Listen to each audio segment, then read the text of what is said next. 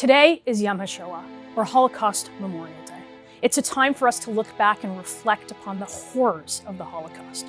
We remember the lives of the more than 6 million Jews who had their lives taken at the hands of a vile Nazi regime.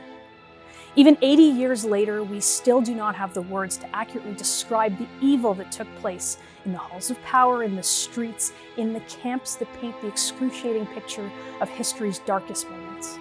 We venerate those who lost their lives, and we honor the ones who lived to tell their story.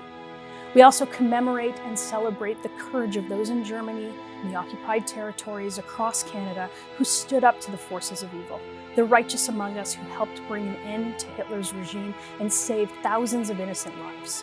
We owe it to those who lived through the Holocaust, the victims and the few survivors still living today, the Jewish and the non-Jewish, to make sure that it will never be forgotten. We must continue to tell their stories, teach their lessons, and ensure that the powers of hatred and bigotry that led to the Holocaust are condemned and challenged at every opportunity. They live on today in our streets, in our schools, and even in our own government. It's not enough to remain silent in the face of evil. It's not enough to do nothing.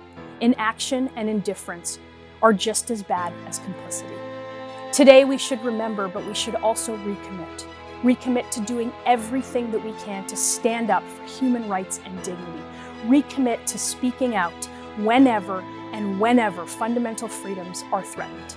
And recommit to our sacred obligation to ensure that the stories of the Holocaust live on for generations to come. Remembering and recommitting both are necessary, both are vital, both are the key to realizing a safer, freer, and more just Canada. And through them, we will truly ensure that the horrors are never again repeated.